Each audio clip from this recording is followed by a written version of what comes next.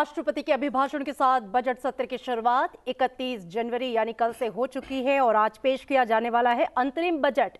जी हां, 1 फरवरी यानी आज सुबह 11 बजे देश का अंतरिम बजट पेश किया जाएगा। तैयारियां पूरी हो चुकी हैं। अब सबकी निगाहें वित्त मंत्री निर्मला सीतारमण पर हैं।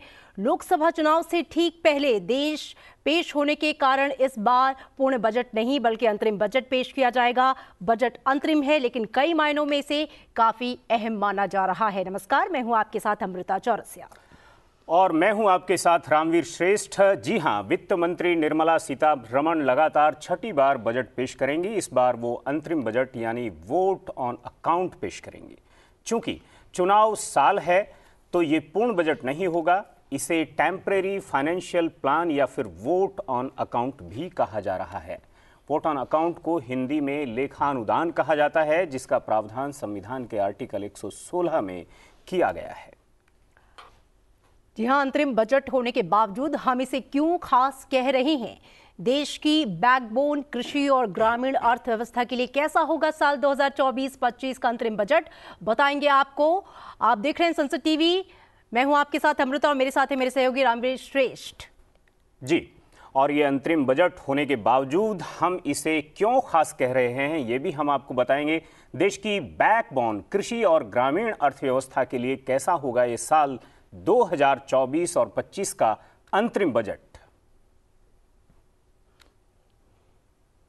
और इंफ्रास्ट्रक्चर और जल शक्ति के मामले पर भी देश की उम्मीदों पर करेंगे बात। चर्चा में हमारे साथ जुड़ेंगे विशेष मेहमान। बजट से पहले संसद की गहमा गहमी पर बात करेंगे संसद परिसर में उपस्थित हमारे संवाददाताओं से भी। और आइए चर्चा की शुरुआत करने से पहले बात राष्ट्रपति के अभिभाषण की। राष्ट्रपति के अभिभाषण के साथ संसद के बजट सत्र की शुरुआत हुई। राष्ट्रपति द्रौपदी मुर्मू ने संसद के दोनों सदनों की बैठक को संबोधित किया। नए संसद भवन में राष्ट्रपति द्रौपदी मुर्मू का ये पहला संबोधन था। उन्होंने कहा कि नए संसद भवन में एक भारत श्रेष्ठ भारत की झलक दिख रही है। एक तरफ इस भवन में भारत की सभ्यता और संस्कृति की चेतना है, तो दूसरी ओर नए भारत के निर्माण का संकल्प भी है। इस नए सदन भवन में ये मेरा पहला संबोधन है। आज की अमृतकाल की शुरुआत में ये भव्य भवन बना है। यहाँ एक भारत श्रेष्ठ भारत की महक भी है। भारत की सभ्यता और संस्कृति की चेतना भी है। इसमें हमारी लोकतांत्रिक और संसदीय परंपराओं के सम्मान का प्रण भी है। साथ ही 21वीं सदी के नए भारत के लिए नई परंपराओं के निर्माण का संकल्प भी है। मुझे पूरा विश्वास है कि इस नए भवन में नीतियों पर सार्थक संवाद होगा। ऐसी नीतियां जो आज़ादी के अमृतकाल में विकसित भारत का निर्माण करेगी। मैं आप सभी को अपनी शुभकामनाएं देती हूँ। और अपने संबोधन के दौरान राष्ट्रपति द्रौपदी मुर्मू ने देश की साल 2023 के दौरान जो ऐतिहासिक उपलब्धियां रहीं उन पर भी चर्चा की। माननीय सदस्यगण, बीता वर्ष भारत के लिए ऐतिहासिक उपलब्धियों से भरा रहा है। इस दौरान देशवासियों का गौरव बढ़ाने वाले अनेक पल आए।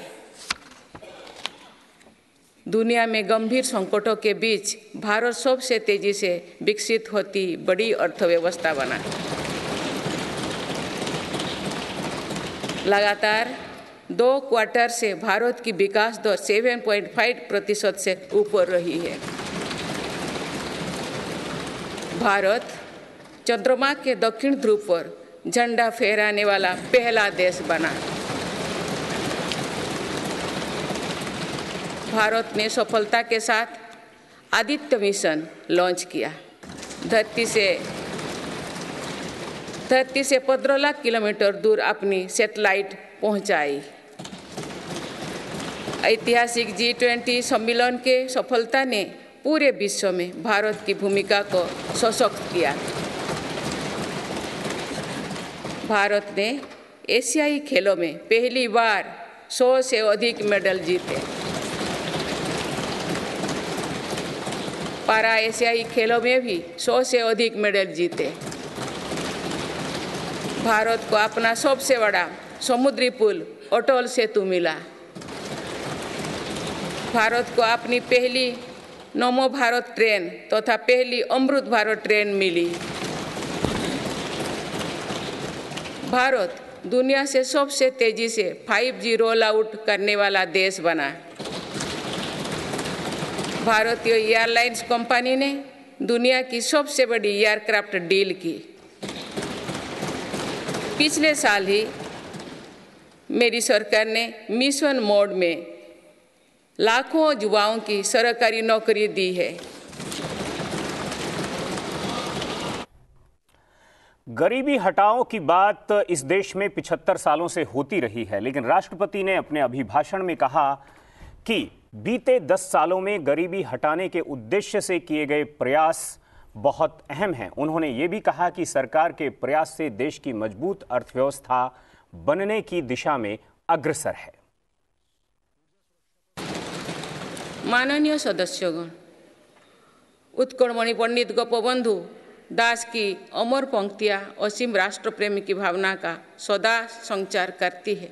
उन्होंने कहा था, मिशु मोर देह ए देश माटी रे, देशवासी चली जातु पिठी रे, देशर स्वराज्य पथे जेते गाड़, उरु तोही गड़ी मोर मांस हाड़। अर्थात मेरा शरीर इस देह की माटी के साथ मिल जाए, देशवासी मेरी पीठ पर से चलते चल जाए, देश के स्वराज पथ में जितनी भी खाइयाँ हैं वे मेरी हाड़ मांग से फट जाए।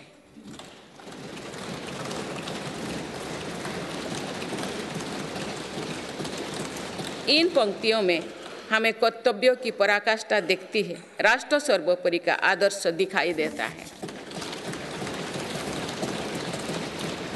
ये उपलब्धियां जो आज देख रही है वो बीते 10 वर्षों की साधना का विस्तार है। हमें सभी बचपन से गरीबी हटाओ के नारे सुनते आ रहे हैं। अब हम जीवन में पहली बार बड़े पैमाने पर गरीबी को दूर होने देख रहे हैं। नीति आयोग के अनुसार मेरी सरकार के 1 दशक के कार्यकाल में करीब 25 करोड़ देशवासी गरीबी से बाहर निकले हैं।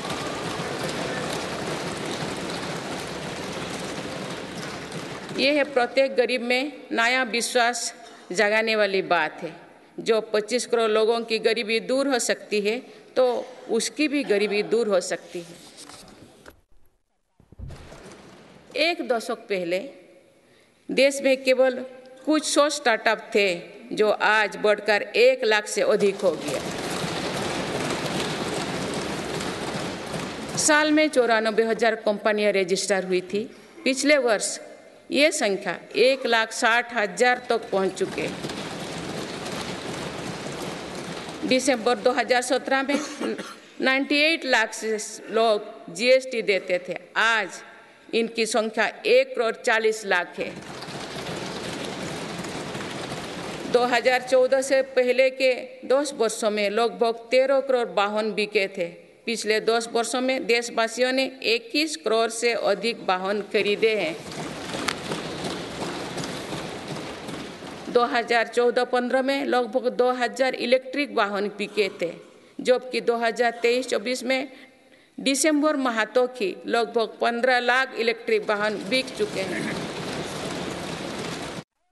तो साल 2024-25 के लिए अंतरिम बजट आज वित्त मंत्री निर्मला सीतारमण सुबह 11 बजे पेश करेंगी। तमाम कयास हैं, तमाम उम्मीदें हैं, उस पर हम चर्चा करेंगे। आज संसद टीवी पर आप दिन भर देखिए बजट से जुड़ा हर अपडेट लाइव, और हमारे साथ खास पैनल, विशेष मेहमान भी होंगे। इस वक्त हमारे साथ स्टूडियो में जुड़ चुके हैं डॉक्टर अमन अग्रवाल।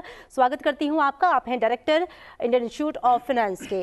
डॉक्टर अमन, बहुत स्वागत है आपका संसद टीवी में। एक और खास मेहमान हमारे साथ जुड़ेंगे, उनसे भी आपका परिचय करवाएंगे। लेकिन आज दिन भर बजट पर देखिए विशेष प्रसारण संसद टीवी के साथ।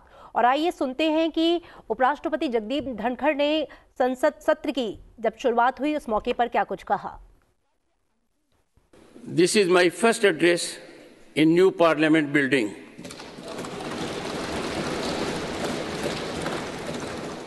This magnificent building has been constructed at the beginning of Azadi Ka Amrit Kal. I am confident that this new building will be witness to productive dialogue on policies that will shape the development of Viksit Bharat, the Amrit Kal of our independence. I extend my best wishes to all of you. Honorable members, this year is also the 75th year of adoption of our Constitution. It was during the Amrit Mahotsav that a statue of Netaji Subhash Chandra Bose was installed on Kartavya Path. Veer Bal Divas was declared in the memory of Sahibzade.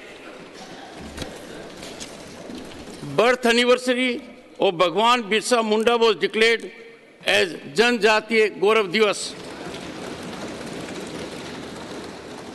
India became the first country to hoist its flag on the southern pole of the moon. India got its largest sea bridge, the Atal Setu. India got its first Namo Bharat train and the first Amrit Bharat train. I appreciate all of you for having enacted the Nari Shakti Vandan Adhiniyam after a wait of 3 decades. This has paved the way for ensuring greater participation of women in the Lok Sabha and legislative assemblies. The criminal justice system rooted in the era of slavery is now history. बिल्कुल, देश के उपराष्ट्रपति ने जो बातें कही और ख़ास तौर पर उन्होंने नारी शक्ति वंदन को लेकर जो बात कही, उस पर इस चर्चा को हम आगे बढ़ाएंगे। प्रधानमंत्री ने भी ये बात कही थी, लेकिन हमारे साथ एक और मेहमान जुड़ गए हैं। डॉक्टर रंजीत मेहरा, आप कार्यकारी निदेशक हैं पीएचडी सीसीआई के, आपका बहुत बहुत स्वागत है। और डॉक्टर अमन अग्रवाल हमारे साथ जुड़े हुए हैं ही। अरविंद मोहन भी हमारे साथ जुड़ेंगे, जो प्रोफेसर हैं यूनिवर्सिटी ऑफ लखनऊ में, अर्थशास्त्र के प्रोफेसर हैं। इस चर्चा को जो अभी उपराष्ट्रपति महोदय ने कहा, अमन भाई, इसको समझें अगर हम, वो कहते हैं कि 3 दशक लगे नारी शक्ति को वंदन करने में, 3 दशक लगे महिलाओं को देश की सर्वोच्च विधायी संस्था में उनकी हिस्सेदारी देने में। हम बात करते हैं, कई बार सवाल उठाते हैं कि हमने डे फर्स्ट से बालिग मताधिकार को अपना लिया था। हम बात करते हैं कि अमेरिका ने तो बहुत बाद से अपनाया था, या कुछ और देशों ने बहुत बाद से अपनाया था। लेकिन एक बात यह भी है कि जब वहां अपनाया गया तो वहां पर अपनाया नहीं गया, बल्कि महिलाओं ने उसे टेक ओवर किया और उन्होंने वहां अपनी हिस्सेदारी भी सुनिश्चित की। लेकिन भारत में हिस्सेदारी की बात करें तो ये इसे 30 साल लग गए और अभी भी इसे, ठीक है, इस पर क्या आपका नज़रिया रहेगा? मेरे विचार में एक बहुत बड़ा स्टेप है भारत के लिए। जब से प्रधानमंत्री जी 2014 में आए थे, उसके बाद से उन्होंने कहा कि जो नारी की शक्ति की कंट्रीब्यूशन है जीडीपी के अंदर भारत की विकसितता में, वो नज़र नहीं आती है। अगर हम कृषि क्षेत्र में ही देखें, करीबन 72%, 72% करीब जो है लोग, नारियां लगी हुई हैं कृषि क्षेत्र के अंदर कंट्रीब्यूट करने में। जो सबसे बड़ा क्षेत्र अनऑर्गेनाइज सेक्टर में माना जाता और है। किसान का मतलब हम मानते हैं कि वो पुरुष ही है, जबकि हम शक्ल दिखाते थे, चाहे बजट के डॉक्यूमेंट पे हो, चाहे पिछली सरकारें हो, सब सिर्फ किसान के अंदर पुरुष को ही दिखाती हैं। जबकि नारी जो है, जो पूरा कृषि का काम होता है उसमें 80% टाइम नारी ही, सिर्फ बीज बोने पे और कटाई के समय पुरुष जरूर आता है। सारा जो देखभाल रखती है, जैसे बच्चे की देखभाल रखती है, ऐसे कृषि की देखभाल हिंदुस्तान में नारी ही करती आ रही है। तो उस चीज़ को प्रधानमंत्री जी ने 14 में कहा कि किस तरीके से जो नारियां कंट्रीब्यूट कर रही हैं, सिर्फ वर्क में नहीं कि जो लोग फॉर्मल सेक्टर्स में आके काम कर रहे हैं, कंट्रीब्यूट कर रहे हैं, उनको नहीं, पर जो नारियां कृषि क्षेत्र में भी कर रही हैं, और साथ ही जब बच्चे को बड़ा करना होता है, पैदा करके उसको पढ़ाना होता है, उसके पोषण को देखना होता है, उसमें भी उनका कंट्रीब्यूशन, वही बच्चे आगे जाके भारत का विकसित भारत बनाने की क्षमता रखेंगे, ये चीज़ देखने को नहीं मिल पाई। दूसरी चीज़ जो भारत के अंदर अमेरिका से या यूरोप से भी बढ़ के रही है शुरू से, वो ये है कि हिंदुस्तान के नारी को एक जगह पे देखा जाता है पुरुष के मामले में, जहां पैसे देने की बात होती है, उनके कार्य की बात होती है, पदवी की बात होती है। अमेरिका में आज भी और यूरोप में आज भी जो है नारी को कम तनख्वाह मिलती है, इक्वल दर्जा इस मामले में नहीं मिलता है। वोटिंग राइट जरूर मिल गया उनको अमेरिका के अंदर। यूरोप में तो कुछ देश हैं जिन्होंने वोटिंग राइट भी बहुत समय के बाद, स्विट्जरलैंड जैसे देश ने 95-96 में जाके दिया।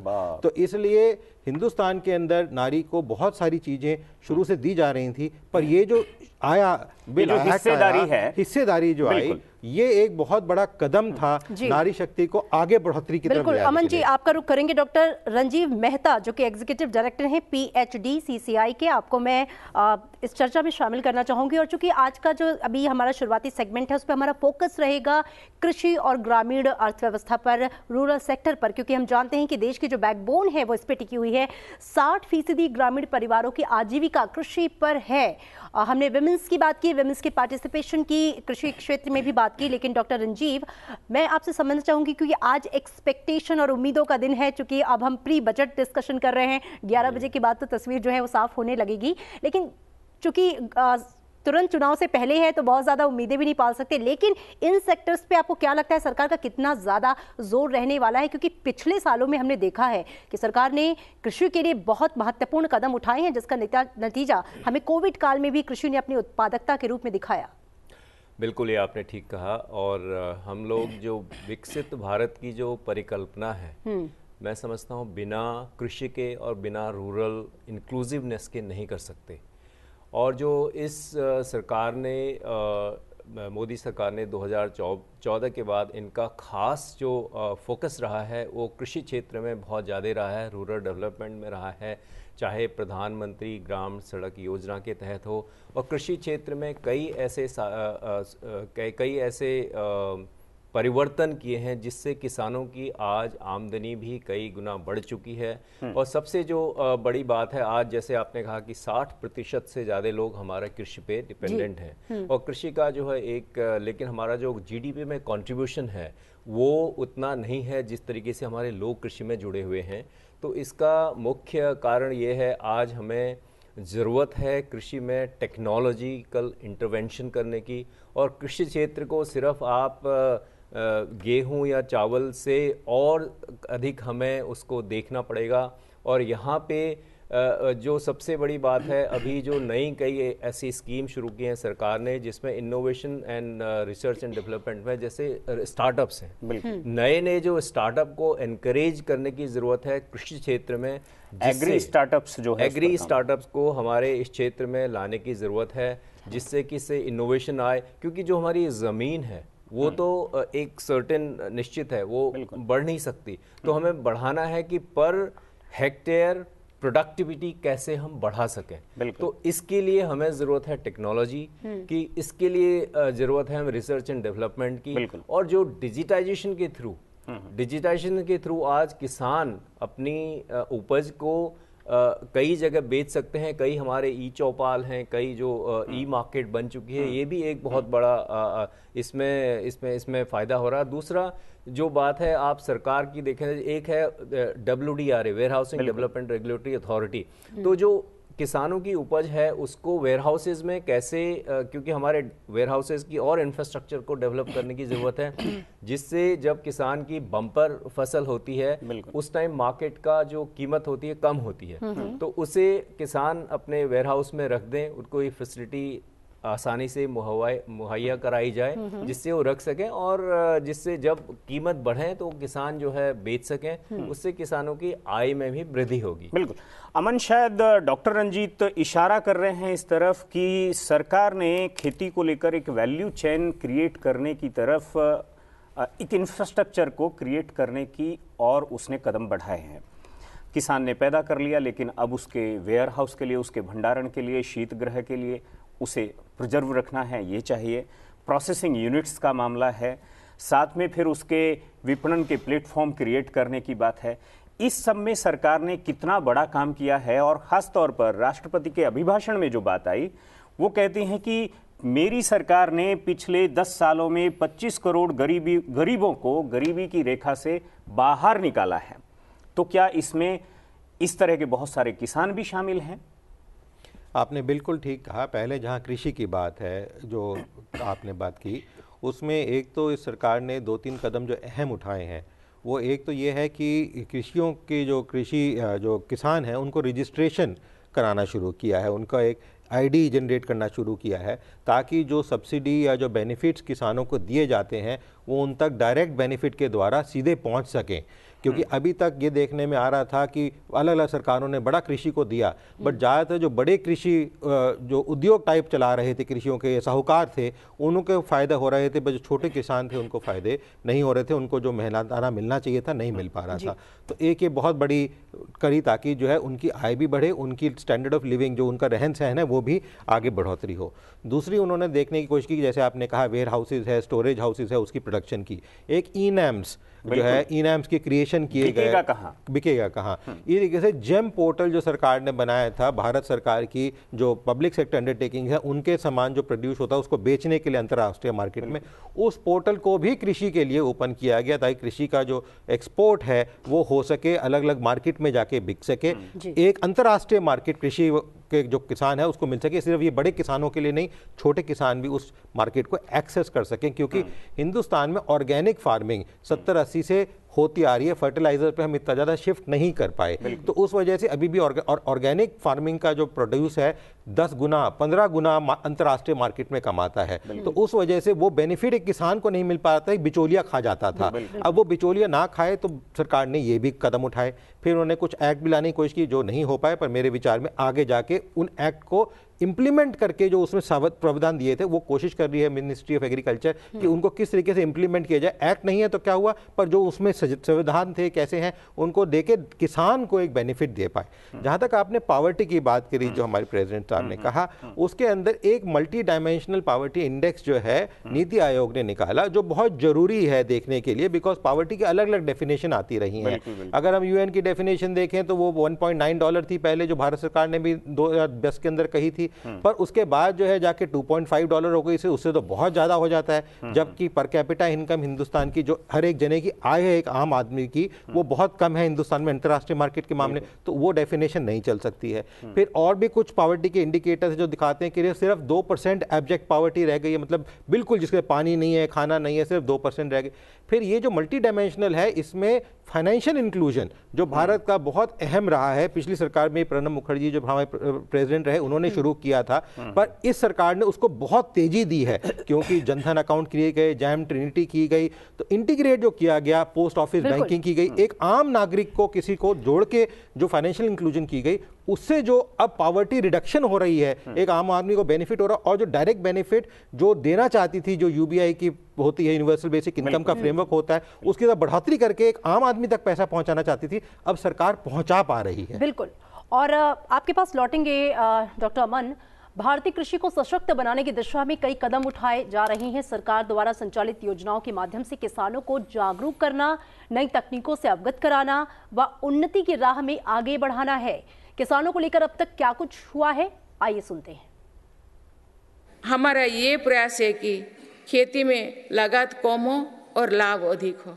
मेरी सरकार ने पहली बार 10 करोड़ से अधिक छोटे किसानों को भी देश की कृषि नीति और योजना में प्रमुखता दी है।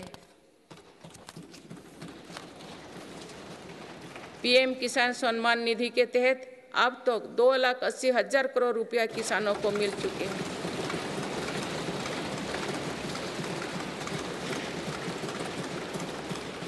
दो सालों में किसानों के लिए बैंक से आसान लोन में 3 गुना वृद्धि की गई है। प्रधानमंत्री फसल बीमा योजना के तहत किसानों ने 30,000 करोड़ रुपया प्रीमियम भरा। इसके बदले उन्हें 1.5 लाख करोड़ रुपये का क्लेम मिला है। पिछले 10 वर्षों में लगभग 18 लाख करोड़ रुपया एमएसपी के रूप में धान और गेहूं की खेती करने वाले किसानों को मिले हैं। ये 2014 से पहले के 2 सालों की तुलना में 2.5 गुना अधिक है।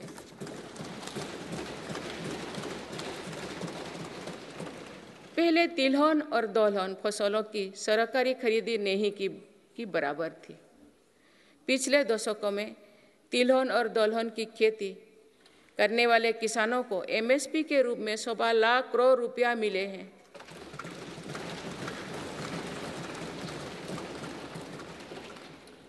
ये मेरी ही सरकार है जिसने पहली बार देश में कृषि निर्यात नीति बनाई है।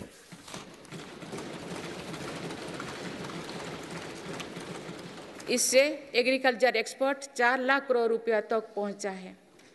किसानों को सस्ती खाद मिले, इसके लिए 10 सालों में 11 लाख करोड़ रुपया से अधिक खर्च किए गए हैं।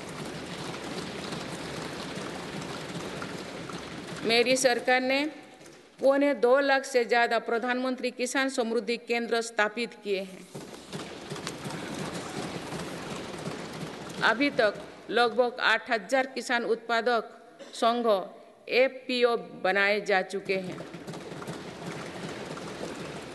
मेरी सरकार कृषि में सहकारिता को बढ़ावा दे रहे हैं। इसके लिए देश में पहली बार सहकारिता मंत्रालय बनाया गया है। सरकारी क्षेत्र में दुनिया की सबसे बड़ी अनाज भंडारण योजना शुरू की गई है। जिन गांव में सहकारी समितियां नहीं है, वहां 2 लाख समितियां बनाई जा रही है। मत्स्य पालन क्षेत्र में 38,000 करोड़ रुपया से अधिक की योजनाएं चलाई जा रही है, जिसके कारण मत्स्य उत्पादन पिछले 10 साल में 95 लाख मीट्रिक टन से बढ़कर 175 लाख मीट्रिक टन यानी लगभग 2 गुना हो गया है। इनलैंड फिशरीज का उत्पादन 61 लाख मीट्रिक टन से बढ़कर 131 लाख मीट्रिक टन हो गया है। मत्स्य पालन क्षेत्र में निर्यात भी 30,000 करोड़ रुपया से बढ़कर 64,000 करोड़ रुपया तक यानी 2 गुनी से ज़्यादा बढ़ा है। देश में पहली बार पशुपालकों और मछुआरों को किसान क्रेडिट कार्ड का लाभ दिया गया है।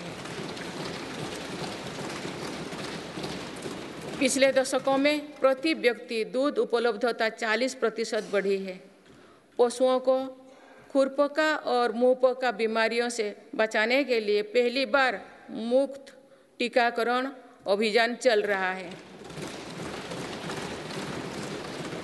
अब तक 4 चरणों में 50 करोड़ से ज़्यादा टीका पशुओं की दिए जा चुके हैं। तो सरकार का जो पूरा जोर रहा है, पूरा फोकस रहा है, वो ग्रामीण अर्थव्यवस्था पर रहा है। राष्ट्रपति ने गिनाया कि किस तरीके से सरकार ने अपनी कोशिशें की हैं, उसका परिणाम भी हमें दिखा है। डॉक्टर रंजीत मेहता, आपका रुख करना चाहूँगी। पीएम किसान सम्मान निधि हो, कहा जा रहा है कि इसकी भी रकम बढ़ाई जा सकती है। कृषि निर्यात नीति का भी जिक्र किया हमारी राष्ट्रपति महोदया ने। अगर हम कृषि क्षेत्र की बात करें, जितनी भी सरकार की योजनाएं रही हैं वो काबिले तारीफ रही हैं, लेकिन अब इस एंट्रीम बजट में हम क्या उम्मीद कर रहे हैं कि कुछ इस तरह की जो पॉलिसीज थी उसमें कुछ के अमाउंट्स बढ़ाए जा सकें, कुछ पर सरकार का फोकस किस पे रह सकता है, क्या उम्मीद करें? देखिए, जो बजट है ये वोट ऑन अकाउंट है, और अगर हम पूरे इसकी बात करें तो इस सरकार का जो एक विकसित भारत संकल्प यात्रा है, मैं कहूँगा ये जो दशक है, ये जो दशक से शतक मीन्स 2047 तक जब भारत के हम 100 साल आज़ादी के बना रहे होंगे, और विकसित राष्ट्र बनने का संकल्प भी है। विकसित राष्ट्र बनने का जो हमारा संकल्प है, हाँ। इसको मैं कहूँगा दशक से शतक तक। तो ये जो दशक से शतक तक की जो यात्रा है, और इसमें इस दशक का जो 2014 से 2024 तक का जो दशक है, ये एक बहुत ही बड़ा रोल है इसका। इट्स अ पिलर, ये एक फाउंडेशन है जिसमें कई ऐसे ट्रांसफॉर्मेटिव स्टेप्स सरकार ने लिए जो अभी राष्ट्रपति जी ने भी बोले हैं। तो जिसमें अब किसान निधि, जैसे आपने बताया, आपने बोला कि किसान निधि में बढ़ने की उम्मीद है। डेफिनेटली हमें उम्मीद करते हैं कि किसान निधि में इसको बढ़ाने की उम्मीद हम जरूर कर रहे हैं, क्योंकि जब तक हमारे किसान सशक्त नहीं होंगे, उनकी आमदनी नहीं बढ़ेगी, देश जो है आगे नहीं बढ़ सकता।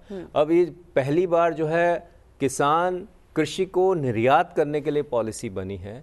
ये एक बहुत बड़ा कदम है, क्योंकि अगर हम विकसित भारत का सपना देख रहे हैं तो हमें सिर्फ अपने देश में ही नहीं मार्केट को ढूंढना है, पूरी वर्ल्ड हमारे लिए मार्केट होनी चाहिए। और उसके लिए हाँ, इस सरकार ने यहाँ पे एक इकोसिस्टम क्रिएट किया है। आप इकोसिस्टम की जहाँ तक बात करें, आज किसान अपने वहाँ बैठ के कहीं पे भी उसको माल को अपने बेच सकता है। ये एक बहुत बड़ा इकोसिस्टम है। हमारे जो डिजिटाइजेशन की वजह से आप ग्रामीण क्षेत्रों में हर इंसान के पास मोबाइल है। आज हर इंसान में किसान ये पता कर सकता है, ऐसी ऐसी ऐप्स हैं, ऐसे इसमें सुविधाएं हैं, आप इसी वक्त पता कर सकते हैं कि यहाँ पे इस सपोज मुंबई में क्या रेट चल रहा है आपकी कमोडिटी का, या बेंगलुरु में क्या रेट चल रहा है। तो ये इससे जो है किसान काफ़ी सजग हो चुका है। और जैसे कि अब स्टार्टअप की मैं बात करूँ, क्योंकि आज भारत जो है दुनिया में 3rd लार्जेस्ट स्टार्टअप इकोसिस्टम बन गया है, जबकि 2016 में startup India prime minister Shri Modi ji ने लॉन्च किया था,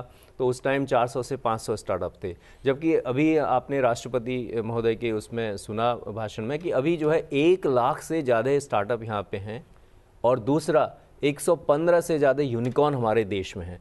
तो ये जो इकोसिस्टम बना है, इससे कृषि क्षेत्र में भी हमें उम्मीद कर रहे हैं ऐसे आमूलचूल परिवर्तन आएंगे, ऐसे इनोवेशन आएंगे कि सडनली देश में एक जो ग्रोथ होगी वो एक नेक्स्ट लेवल में जाएगी। क्योंकि 60% लोग जब कृषि में हैं तो वो प्रोडक्शन उस हिसाब से नहीं आ पा रहा है, कंट्रीब्यूशन वो नहीं आ पा रहा है जो कि हम एक्चुअली में वास्तव में उम्मीद करते हैं। वो तब होगा जब इसमें टेक्नोलॉजिकल इंटरवेंशन होगा और इनोवेशन से इसको आगे ले जाया जा सकता है। अमन, हमने जो है एक तरह से संसद टीवी में एक खास कार्यक्रम हम स्मार्ट खेती करके समझते हैं, और हमने देखा यहीं पर पड़ोस में बड़ौत, एक यहाँ दिल्ली से जहाँ हम बैठे हैं मुश्किल से 60 किलोमीटर होगा, और वहाँ पर एक नौजवान हिंदुस्तान के कुल शहद का जो उत्पादन है 10% अकेले करता है, मतलब 10,000 टन, और वो सारा का सारा 8 देशों में करीब करीब एक्सपोर्ट करता है। 1000 किसानों को उसने अपने साथ जोड़ रखा है, उनकी ट्रेनिंग, उनकी बाकी सब चीज़ें, ये सब।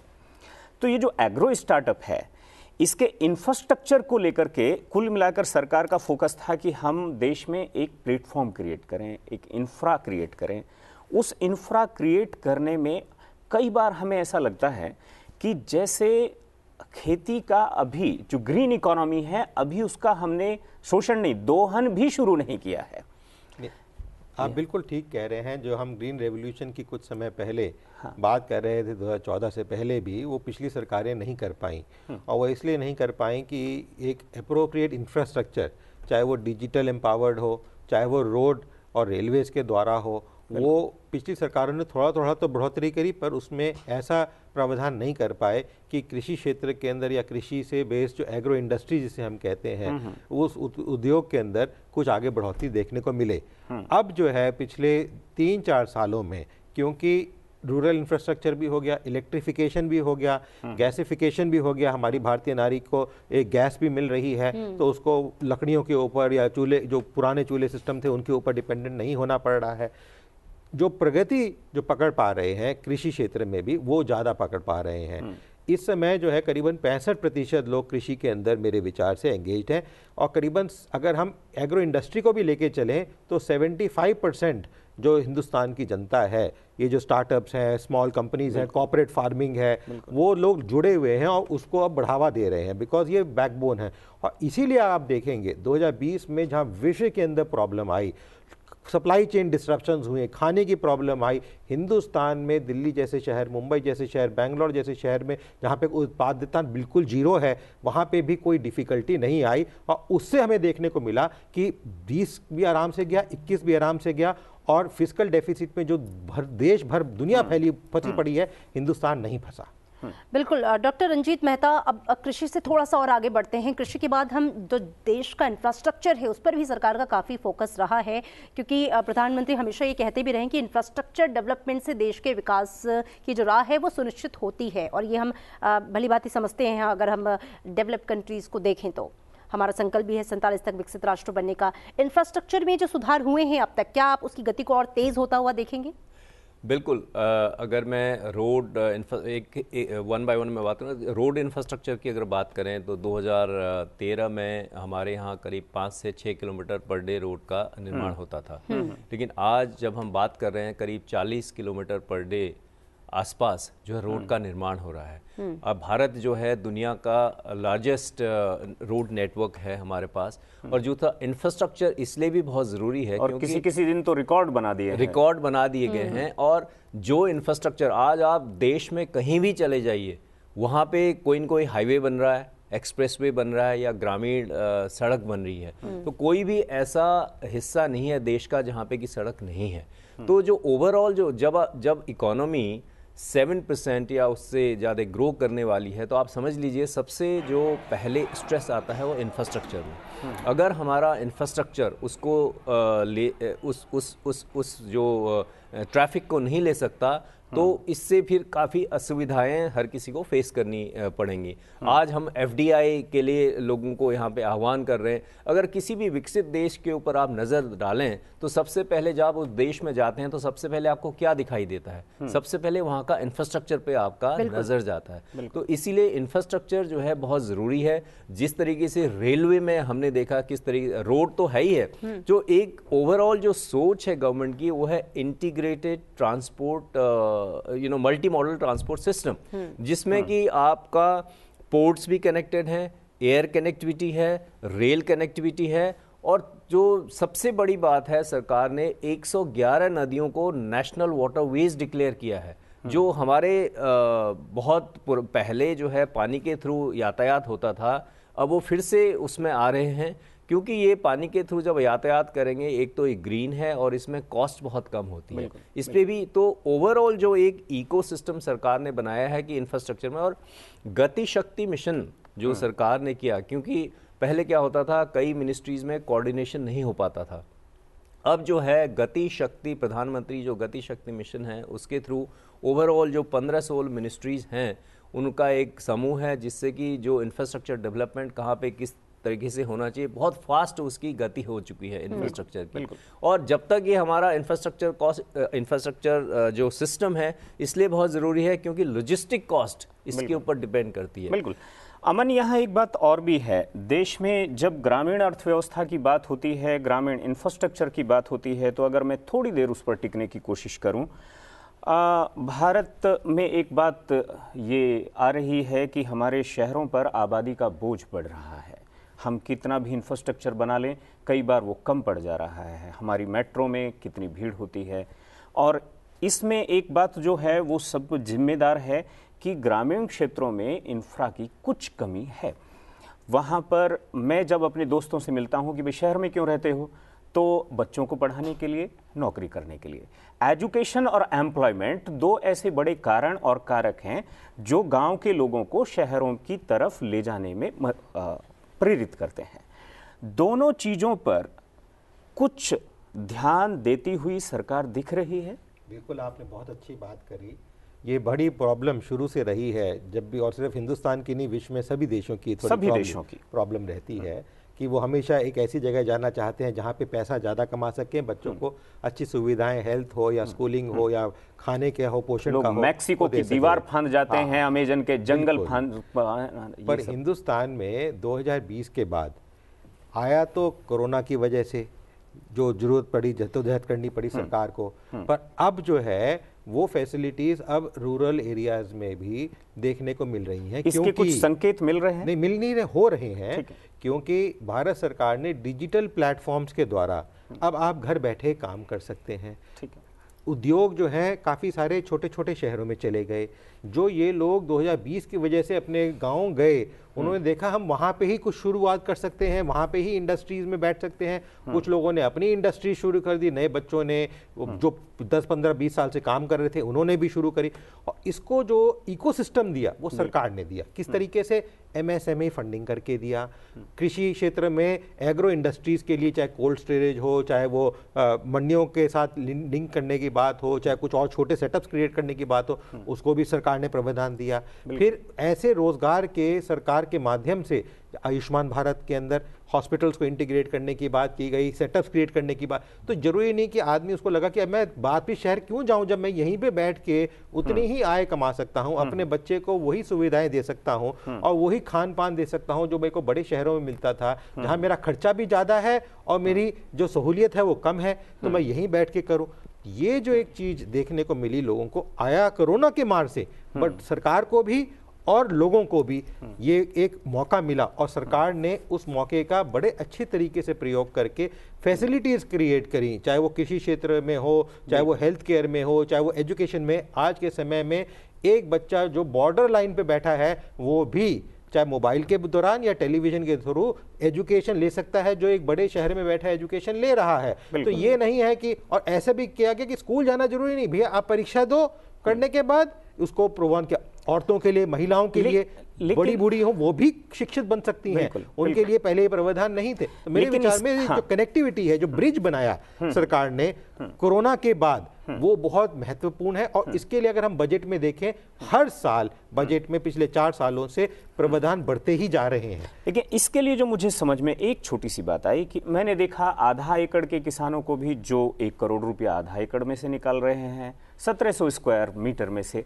मैंने कमरे में केसर उगा करके आदमी को 10 लाख रुपया कमाते हुए भी देखा। लेकिन समझ में आता है कि जो मॉडल्स हैं, अब एग्रीकल्चर में उन पर ट्रेनिंग की, उन पर प्रशिक्षण की, ये सब ज़रूरतें हैं, फंडिंग की ज़रूरत है और उन सब चीज़ों को आसान करने की ज़रूरत है। जी जी बिल्कुल, आपने ठीक कहा। जैसे अमन ने कहा कि एक पूरा इकोसिस्टम सरकार ने बनाया है और इसमें जो एक फंडिंग की जहाँ तक आपने बात करी, आज हर सेक्टर में हमारे देश में करीब 65 मिलियन MSMEs हैं। वो जो MSMEs हैं सिर्फ आपके फैक्ट्रीज वगैरह में नहीं है, एग्रीकल्चर सेक्टर में भी MSMEs हैं। तो एग्रीकल्चर सेक्टर में MSMEs स्टार्टअप हैं, वो सिर्फ आपके टैक सेक्टर में ही नहीं, टैक्स से जो है वो एग्रीकल्चर क्षेत्र में कैसे इंटरवेंशन कर रहे हैं उस पे हैं। जो ओवरऑल देश में एक माहौल बना है, जैसे आपने बात कही, बहुत इंपॉर्टेंट बात है, ये कहा आपने पर हेक्टेयर प्रोडक्टिविटी, क्योंकि किसी के पास अगर हेक्टेयर प्रोडक्टिविटी एक अलग बात है, पर हेक्टेयर इनकम अलग इनकम, हाँ बिल्कुल, इनकम की प्रोडक्टिविटी तो पंजाब में बहुत एब्सोल्युटली, बिल्कुल ठीक कह रहे हैं आप कि कैसे जो है एक इनोवेटिव फार्मिंग का तरीका निकाल के किस चीज़ में किसान को सबसे ज़्यादा फायदा है। इसमें देखिए आयुष है, जैसे वो भी एक कई जड़ी बूटियां इससे कर सकते हैं, कई ऐसे प्रोडक्ट हैं जिससे एग्जॉटिक वेजिटेबल्स कहते हैं, वो जो है किसान उगा सकता है, जिसकी ऑर्गेनिक फार्मिंग है उसके थ्रू आप कर सकते हैं। तो किसान भी ये जो डिजिटल प्लेटफॉर्म में जो एक एजुकेशन सिस्टम जो हमारा डिजिटली हो गया है, उसमें देख करके उसको एक जानकारी मिल सकती है आसानी से कि क्या ऐसे तरीके वो लगा सकता है जिससे कम से कम लागत पे मैक्सिमम उसको फायदा मिल सके। ये पॉसिबल हुआ है जो हमारा एक डिजिटल पब्लिक इंफ्रास्ट्रक्चर जो गवर्नमेंट ने क्रिएट किया है, और जहां तक कि गांव में जो लोगों के पास मोबाइल की सुविधा है, और इससे जो है लोगों को, आपने अभी हमने देखा रिपोर्ट में कि 25 करोड़ से ज़्यादा लोग गरीबी से बाहर आए। इसका मतलब क्या हुआ कि इसका मतलब ये है वो लोग वो चीज़ अफोर्ड कर सकते हैं जो पहले तक अफोर्ड नहीं कर पा रहे थे। तो ये जो ओवरऑल एक इकोसिस्टम बना है, जो एक ओवरऑल माहौल बना है देश में, तो उससे जो है हर किसी को फ़ायदा हो रहा है, चाहे वो किसान हो, चाहे गांव में रहने वाला आदमी हो, चाहे स्टूडेंट हो। स्टूडेंट की बात करें तो आज जो है स्टूडेंट सिर्फ नौकरी के लिए जाए, उसके दिमाग में ये नहीं है। आज के जो नए बच्चे हैं वो जो है एक एंटरप्रेन्योर बनना चाहते हैं। वो किस लिए? बिल्कुल, क्योंकि उनको वो मोटिवेशन वो इकोसिस्टम देश में मिला है। तो ये इसलिए मिला है, ईज ऑफ डूइंग बिजनेस में कई सारे काम किए गए हैं। डॉक्टर अरविंद मोहन हमारे साथ जुड़े हैं, प्रोफेसर हैं अर्थशास्त्र के लखनऊ यूनिवर्सिटी से। आपका बहुत बहुत स्वागत है। सबसे पहले डॉक्टर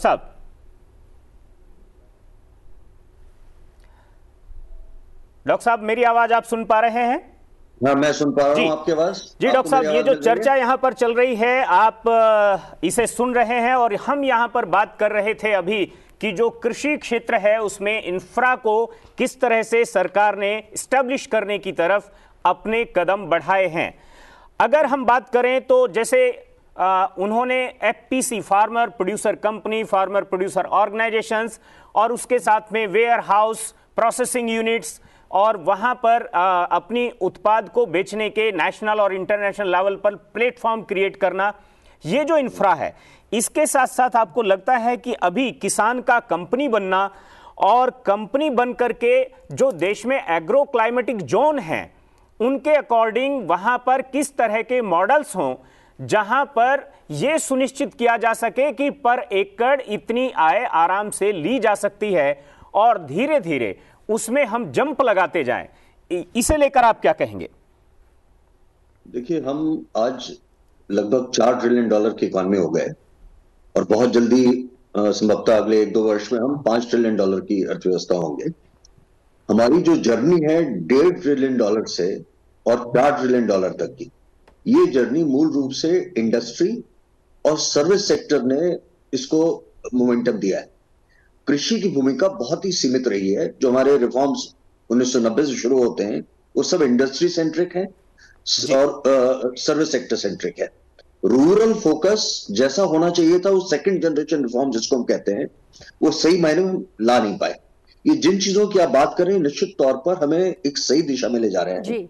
हम जिस तरीके से, एक बहुत बड़ा लॉजिस्टिक्स का चैलेंज है, लॉजिस्टिक्स या ट्रांसपोर्ट कॉस्ट का बहुत बड़ा चैलेंज है जो किसानों को बहुत पीछे खींच रहा है। लेकिन साथ ही साथ मुझे लगता है जो सबसे महत्वपूर्ण चीज है जिस पर हमने थोड़ा फोकस करना शुरू किया, अभी शायद एक लंबी जर्नी हमारी बाकी है, जब तक मार्केट से नहीं कनेक्ट करेंगे, जो बात आपने कही कि उसे कंपनी बनना बाकी है, मैं कहूंगा कि इसको आपको इंडस्ट्री की तरह ट्रीट करना पड़ेगा। ये आज की तारीख में किसानी एक प्रॉफिटेबल वेंचर नहीं रह गया है और ये सबसे बड़ा कारण है कि आम आदमी, आम किसान ये नहीं चाहता कि उसके बच्चे किसानी करें। आज सारी दुनिया में फूड ग्रेन्स की शॉर्टेज हमें दिखाई पड़ रही है और जिस तरीके की शॉर्टेज हमें दिखती है सारी दुनिया में, ये 21वीं शताब्दी की सबसे बड़ी अपॉर्चुनिटी होना चाहिए जी। कृषि किसी भी दूसरी इंडस्ट्री के कंपैरिजन में हिंदुस्तान का जो कृषि सेक्टर है ये सबसे बड़ी अपॉर्चुनिटी है। हमारी विशेष रूप से सरकार की जिम्मेदारी है कि हम उसको किस तरीके से उस अपॉर्चुनिटी के साथ जोड़ दें और इसमें लॉजिस्टिक्स एक बहुत बड़ा रोल प्ले करता है निश्चित तौर पर, जिस पे हम काफी काम भी कर रहे हैं। जिस तरीके से हम किसान समितियां इत्यादि बना रहे हैं, ये भी एक बहुत अच्छा इंटरवेंशन है और शायद अब समय आ गया है कि इसको मार्केट से कैसे हम लिंक करने जा रहे हैं। जिस दिन हम मार्केट ओरिएंटेड किसानी की तरफ बढ़ेंगे एज अ कंट्री, विश्वास रखिए कि हमें कोई सप्लाई साइड के सपोर्ट की किसान को जरूरत नहीं है।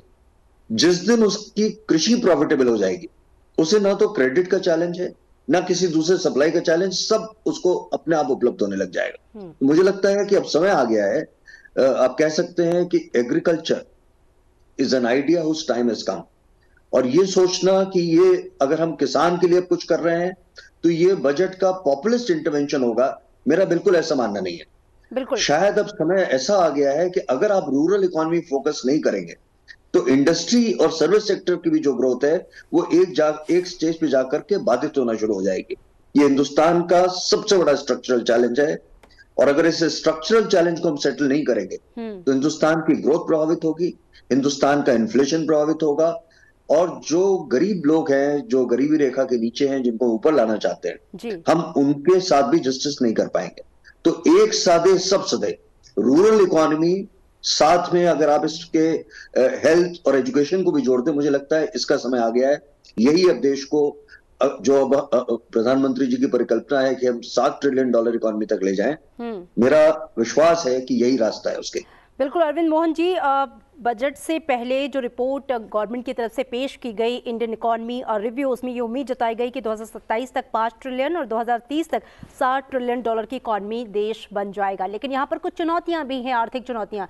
रूरल इकॉनमी को बूस्ट करना है जो कि बैकबोन है, लेकिन बाकी सेक्टर्स को भी किस तरीके से देखना है ये बड़ा महत्वपूर्ण हो जाता है। मैं चाहूँगी आप उन चुनौतियों का भी जिक्र करें, उन पर भी प्रकाश डालें जिन पर ज़्यादा फोकस देने की ज़रूरत है। और इस कम से कम एंट्रीम बजट है लेकिन फिर भी हम इसमें उम्मीद जता रहे हैं कि इन चीज़ों पर ध्यान जाएगा। 2019 का भी जो बजट था वो एंट्रीम था लेकिन उसमें कई बड़े ऐलान किए गए थे। क्या वो होता हुआ हम देखेंगे इस बार 2024-25 के बजट में?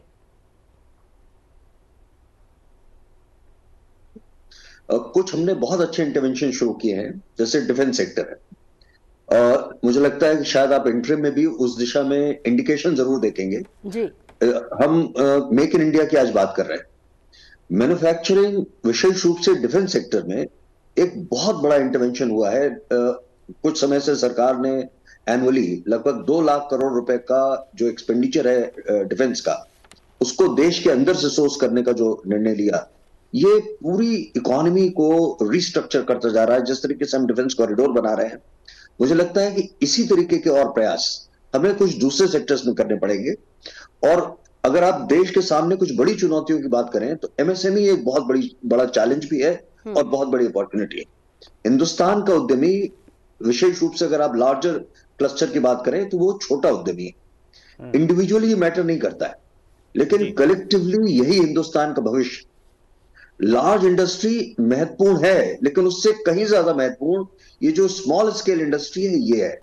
और जब हम इसको लेकर के साथ चलेंगे तो ये आज भी अगर आप देखें तो हमारे एक्सपोर्ट में उसका कंट्रीब्यूशन, मैन्युफैक्चरिंग में जो कंट्रीब्यूशन है, वो सबसे बड़ा कंट्रीब्यूशन किसी भी दूसरी इंडस्ट्री के कंपैरिजन। और ये वो सेगमेंट है जो आम आदमी को इस प्रोग्रेस की जो प्रोसेस है उसके साथ जोड़ता है। इसी तरह हमारा बहुत बड़ा चैलेंज इन्वेस्टमेंट का है। हम, अगर आप, जब पीक था हिंदुस्तान में जब इन्वेस्टमेंट का 1950 से लेकर अब तक, हिंदुस्तान का पूरा इन्वेस्टमेंट फाइनेंस हुआ हिंदुस्तान की डोमेस्टिक सेविंग से। जब पीक पर हम थे तो 37% ऑफ जीडीपी हमारा निवेश है। ये 37% फाइनेंस कहां से हुआ? 35.5 was finance from domestic saving. सिर्फ 1.5% फाइनेंस हुआ विदेशी निवेश या विदेशी सेविंग से, और ये आ रहा था डेमोग्राफिक डिविडेंड से। और डेमोग्राफिक डिविडेंड हिंदुस्तान में इसलिए हो पा रहा था क्योंकि आपकी एज कम थी, हम यंग पॉपुलेशन थे। लेकिन ये एडवांटेज अब धीरे धीरे कम हो रहा है, और अब हमें ये सोचना पड़ेगा कि अगर हमें इस इन्वेस्टमेंट लेवल को सस्टेन करना है तो ये इन्वेस्टमेंट आएगा कहां से? हेल्थ एक बहुत बड़ा एग्जाम्पल है। हेल्थ सेक्टर की सबसे बड़ी विशेषता है कि हिंदुस्तान में ये पॉवर्टी का सबसे बड़ा सोर्स है। पॉवर्टी क्रिएट करने में इसका सबसे बड़ा कंट्रीब्यूशन है, विशेष रूप से हॉस्पिटलाइजेशन का जो कॉस्ट है। और जो आउट ऑफ पॉकेट एक्सपेंस है, हिंदुस्तान का जो टोटल एक्सपेंडिचर है हेल्थ का, उसका 70% से ज्यादा आउट ऑफ पॉकेट एक्सपेंडिचर आम आदमी अपनी जमीन जायदाद बेच करके, कर्ज लेकर के ट्रीटमेंट कराता है जी। ये अगर आप पूरे देश में जोड़ें तो लगभग सालाना कम से कम 10 लाख करोड़ रुपए का एक्सपेंडिचर है। अगर हम इससे बचा पाते हैं तो ये इमीडिएटली आपकी सेविंग्स में ऐड हो जाता है। जो इंडेटेडनेस बढ़ रही है देश में, जिस तरीके से गरीब आदमी के ऊपर डेट बढ़ता जा रहा है, ये कम हो जाएगा। और ये आपके लिए इमीडिएट इंजेक्शन है हिंदुस्तान के निवेश में, हिंदुस्तान की ग्रोथ स्टोरी में और डिस्ट्रीब्यूटिव जस्टिस में। तो ये कुछ मेजर एरियाज हैं जो लो हैंगिंग फ्रूट्स हैं। इसी तरह आप देखें, अगर कृषि में एक और बहुत बड़ा चैलेंज हमें दिखाई पड़ता है जी डॉक्टर साहब, कि एक बड़ा हिस्सा जो आपका एग्री प्रोड्यूस है, उसका एक बहुत बड़ा हिस्सा सड़ जाता है। भंडारण नहीं है आपके पास, लॉजिस्टिक्स लाइंस नहीं है आपके पास, कोल्ड चेन नहीं है। इस पर सरकार काफी फोकस भी कर रही है, चाहे वो गति शक्ति योजना हो या लॉजिस्टिक्स के अनइंटरवेंशन हो। खासतौर पर जब आप लैंडलॉक्ड रीजन्स देखते हैं, उत्तर प्रदेश, बिहार जैसे, तो इनकी सबसे बड़ी समस्या है कि इनका इंटरनेशनल कनेक्ट नहीं है, क्योंकि पोर्ट पर नहीं है। और इस रीजन का, खासतौर पर अगर आप उत्तर प्रदेश की बात करें, तो इनका नेचुरल हार्बर कराची होता था। हिंदुस्तान और पाकिस्तान के डिवाइड होने के बाद वो हार्बर हमारे पास से चला गया। अब ये जो नई योजना है, जहां हम कैलकाटा तक वाटरवेज के माध्यम से कनेक्ट कर रहे हैं, तो आपकी जो ट्रांसपोर्ट कॉस्ट है ये काफी नीचे चली जाएगी। तो ये बहुत अच्छे इंटरवेंशन है। अरविंद मोहन जी, चर्चा जारी रहेगी, आपके पास लौटेंगे, लेकिन आपको बता दें कि वित्त मंत्री आज जम्मू कश्मीर के लिए भी बजट पेश करेंगी। सत्र में वित्तीय वर्ष 2023-24 के लिए केंद्र शासित प्रदेश जम्मू और कश्मीर के अनुदान की अनुपूरक के मांगों के साथ साथ 2024-25 के लिए केंद्र शासित प्रदेश जम्मू और कश्मीर के अंतरिम बजट पर भी चर्चा की जाएगी और उस पर मतदान किया जाएगा। मोदी सरकार के प्रयासों से जम्मू कश्मीर के युवाओं के सपनों को नए पंख मिल रहे हैं। अब युवाओं के हाथों में पत्थर नहीं बल्कि बेहतर भविष्य निर्माण के लिए कंप्यूटर है। आइए देखते हैं इस पर एक रिपोर्ट।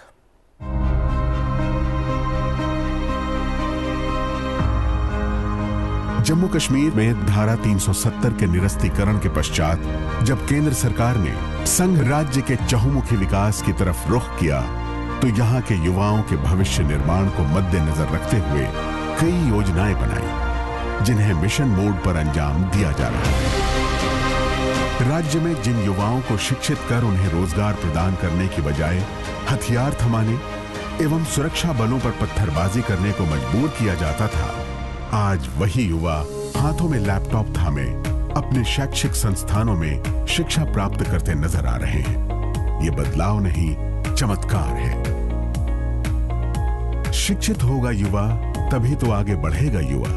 इस मूल मंत्र को ध्यान में रखते हुए केंद्र सरकार ने जम्मू कश्मीर के शैक्षिक संस्थानों के विकास की तरफ रुख करते हुए यहाँ नए मेडिकल, नर्सिंग एवं इंजीनियरिंग कॉलेज के निर्माण में अभूतपूर्व वृद्धि की और मौजूदा कॉलेजों की सीटों में व्यापक वृद्धि भी की गई।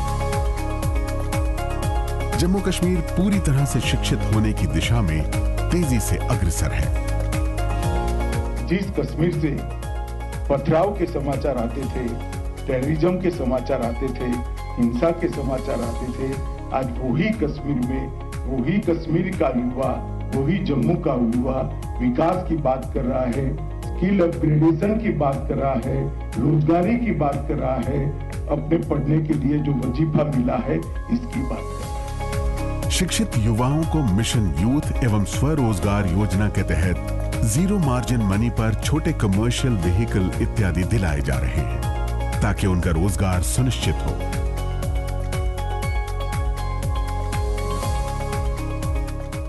मुझे खुशी है कि जम्मू कश्मीर के नौजवान अपने प्रदेश के विकास के लिए, जम्मू कश्मीर के लोगों के विकास के लिए बड़ी संख्या में सामने आ रहे हैं। ये हमारे युवा ही हैं जो जम्मू कश्मीर में विकास की नई गाथा लिखेंगे। आज कश्मीर में महिला उद्यमियों के सेल्फ हेल्प ग्रुप्स को मंच प्रदान कर ग्लोबल मार्केट से जोड़ा जा रहा है और नए यूथ क्लब खोलकर युवाओं को आत्म खोज और आत्म विकास में सक्षम बनाया जा रहा है। यहाँ के युवा समझ चुके हैं कि आतंकवादी गतिविधियों एवं पत्थरबाजी से उन्हें कुछ नहीं मिलेगा। उनका ध्यान अब अपनी शिक्षा एवं अपने भविष्य निर्माण पर है।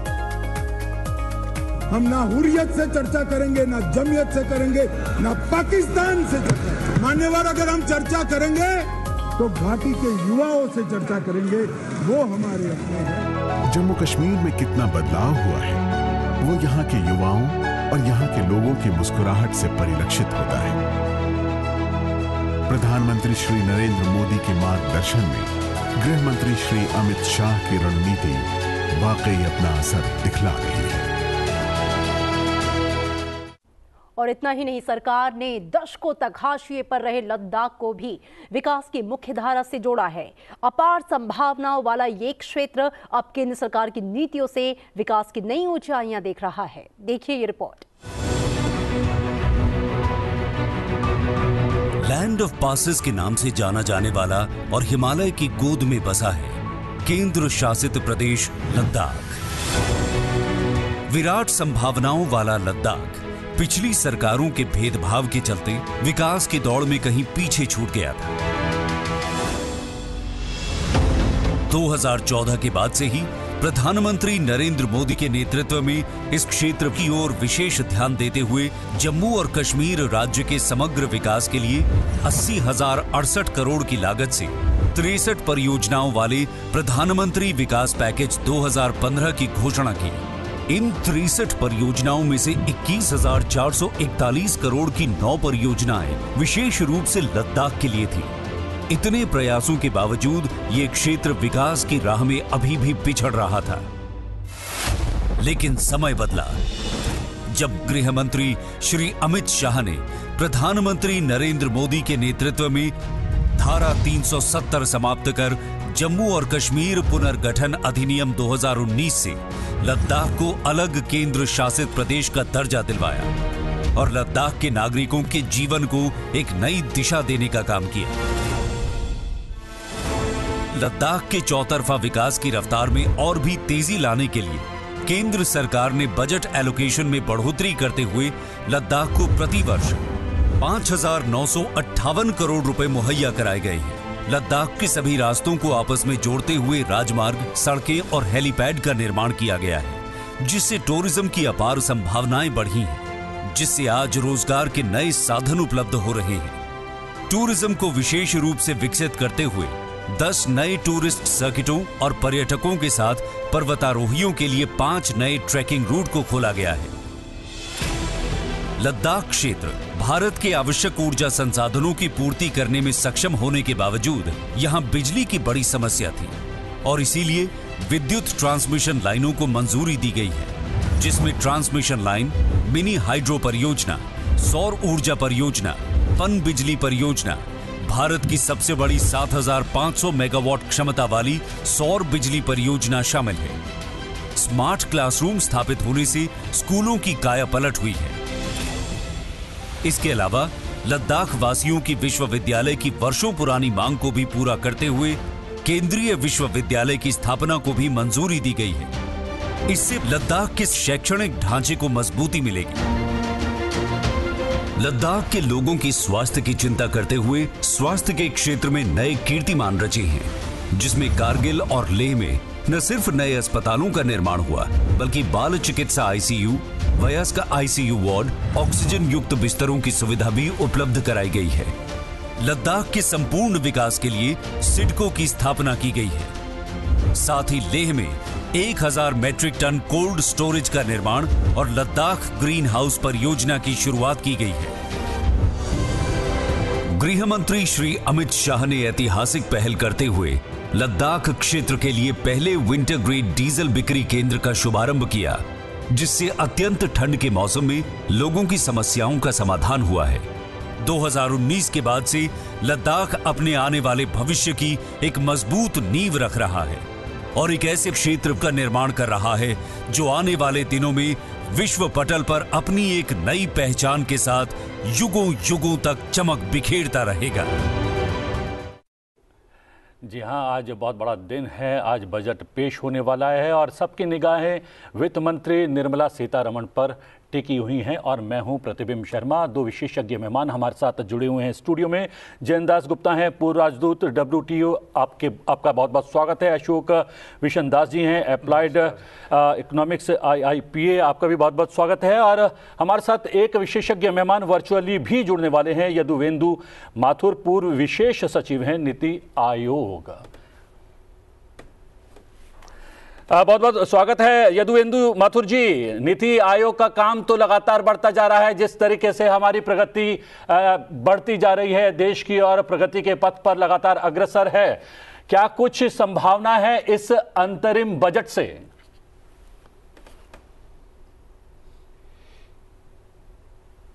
आवाज आ रही है यदुवेंदु जी? हाँ, यदुवेंद्र है नाम जी। हाँ, तो मुझको अब आवाज आ रही है। तो ये तो बहुप्रतीक्षित अंतरिम बजट है और जैसा आपके दर्शकों को विदित है कि भारत की अर्थव्यवस्था की मजबूती वैश्विक अस्थिरता के बावजूद निरंतर बढ़ती जा रही है। और मैं समझता हूं कि जो रूपरेखा विगत कई वर्षों में एक तरह से सामने आ गई है वित्तीय प्रबंध की, वो ही आगे जारी रहेगी। और कोई अतिशयोक्ति नहीं है कहने में कि ये बजट और ग्रोथ को जो आर्थिक विकास है उसकी गति को और बढ़ाएगा। और जो आने वाला बजट होगा, पूरा बजट, वो कोई इससे बहुत अलहदा नहीं होगा। उसी दिशा में हम लोग बढ़ते जाएंगे। बहुत उत्सुकता है सबको। जी हाँ, सबसे पहले तो मैं यदुवेंद्र जी माफ़ी चाहूँगा और जो 2 विशेषज्ञ मेहमान हमारे साथ स्टूडियो में मौजूद हैं उनका धन्यवाद चाहूँगा। उन्होंने करेक्शन किया था और हम लोग करेक्शन करना भूल गए, लेकिन आपने जो कहा कि बहुत विशिष्ट होने वाला है और अंतरिम बजट को ये माना जाता है कि भाई जब तक नई सरकार का गठन नहीं होता चुनाव के बाद, तब तक का ये बजट है। लेकिन हमने देखा कि विगत कुछ अंतरिम बजट में बहुत बड़े फैसले भी लिए गए हैं।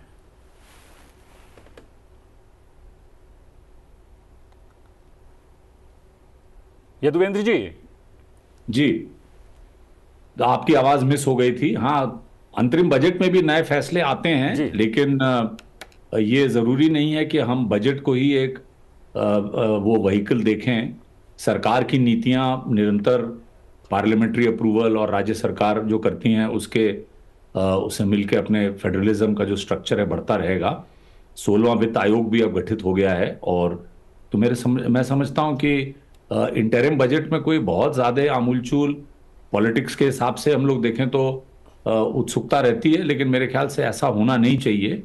कोई पॉपुलिज्म या कोई ऐसी नीतियां नहीं आएंगी। ये विशेष है कि प्राइवेट सेक्टर को भी अब निवेश करना चाहिए, तो ये बजट डेफिनेटली आम आदमियों को भी प्रोत्साहित करेगा कि वो निवेश करें, अपना जैसे खुद का मकान ले लें, मकान खरीद लें और निवेश करें, इन्वेस्टर बने, जॉब्स क्रिएट करें, एमएसएमईज मजबूत हों, वो सभी चीजें। बिल्कुल आपके पास लौटेंगे, लेकिन स्टूडियो में जयंत दासगुप्ता मेरे साथ मौजूद हैं, फॉर्मर एम्बेसडर WTO। सर, आपको मैं शामिल करना चाहूँगी चर्चा में, और जिसका जिक्र माथुर सर ने किया कि अभी जो गवर्नमेंट की रिपोर्ट भी आई जिसमें कहा कि हम 7 ट्रिलियन डॉलर की इकॉनमी बन जाएंगे, लेकिन उसमें जो प्राइवेट सेक्टर का इन्वेस्टमेंट है वो बहुत ज़रूरी है, एक आर्थिक चुनौती से माना गया। कितना महत्वपूर्ण मानते हैं जब हम 2047 तक विकसित राष्ट्र बनने की बात कर रहे हैं, तो इन आर्थिक चुनौतियों से निपटना और इन्हें जूझने के लिए जो प्रयास है उसमें कितनी तेज़ी की ज़रूरत है? सबसे पहली बात यह है कि हमने जो आधारभूत संरचना इंफ्रास्ट्रक्चर पर जो व्यय किया है विगत कई वर्षों से एक इंक्रीज्ड रेट पर, उसका फल अब मिलना शुरू हो गया है। जीडीपी में जो ग्रोथ हुआ है, और अगर आप सारी दुनिया के बड़े बड़े देशों को देखें, उसकी तुलना में 6.5-7% की दर है। तो ये इंफ्रास्ट्रक्चर पर स्पेंडिंग के चलते हुआ है, और उसमें सिर्फ सरकार की ओर से अगर प्रयास होगा तो उसमें कमी रह जाएगी। इसलिए प्राइवेट सेक्टर को सबसे पहले इंफ्रास्ट्रक्चर में, चाहे वो रोड, स्पोर्ट्स, रेलवेज या अन्य प्रकार के infrastructure, electricity, hydrogen mission launch किया गया है, उसमें, तो ये बहुत ही अहम बात है जी। और इस चर्चा को हम आगे बढ़ाएंगे, और बजट के दिन से जुड़ी हुई हर एक घटना पर हम नजर रखेंगे। एक छोटा सा ब्रेक लेते हैं।